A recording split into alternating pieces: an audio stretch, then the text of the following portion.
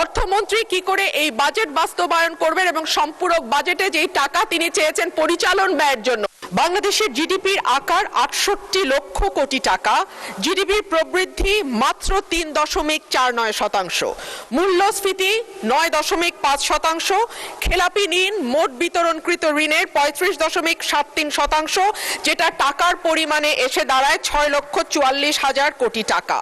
সামগ্রিক ব্যাংকিং খাতে মূলধনের পর্যাপ্ততা ঋণাত্মকে গিয়ে দাঁড়িয়েছে, সেটি এখন ঋণাত্মক ২.৬৪%। বেসরকারি খাতে ঋণের প্রবৃদ্ধি কমতে কমতে ২২% থেকে নেমে দাঁড়িয়েছে ৫%। বাণিজ্য ঘাটতি বেড়েছে এবং হয়ে দাঁড়িয়েছে $২২.২১ বিলিয়ন, যেটি ইন্ডিকেট করে রপ্তানির হ্রাস এবং আমদানির বৃদ্ধিকে। আগে যেটা ছিল ২২%।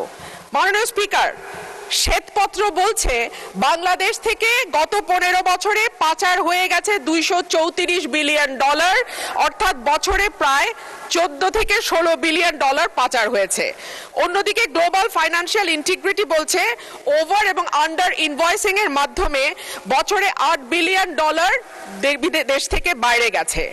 বাংলাদেশের ব্যাংককে রাজনৈতিক হাতিয়ার হিসেবে গত ১৫ বছরে ব্যবহার করা হয়েছে। যাদের দৃশ্যমান কোনো ব্যবসা নাই তাদেরকে ঋণ দেয়া হয়েছে, পরিবারের হাতে ব্যাংকগুলোকে একটির পর একটি তুলে দেয়া হয়েছে। রাজনৈতিক সিদ্ধান্তে সুদ হার ও ডলারের দাম ঠিক করা হয়েছে, ডলারের উপর চাপ কমাতে দাম ধরে রাখা হয়েছে।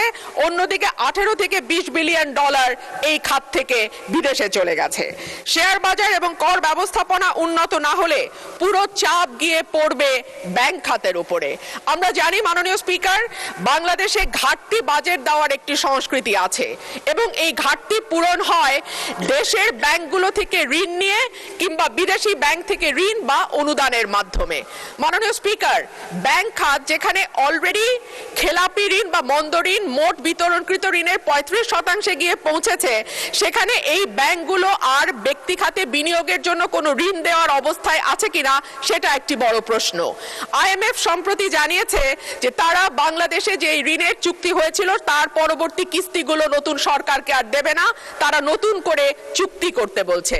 সুতরাং এখন ঋণের দিকে আমাদের তাকাতে হবে চীন বা এরকম কোন দেশের দিকে। আমরা যখন কোনো ভিন্ন দেশ থেকে ঋণ নেই এডিবি, ওয়ার্ল্ড ব্যাংক বা আইএমএফ এর বাইরে গিয়ে, তখন দেখা যায় সেখানে সুদের হার অনেক বেশি থাকে এবং দ্রুত সময়ের মধ্যে সেটি পরিশোধেরও একটা চাপ থাকে।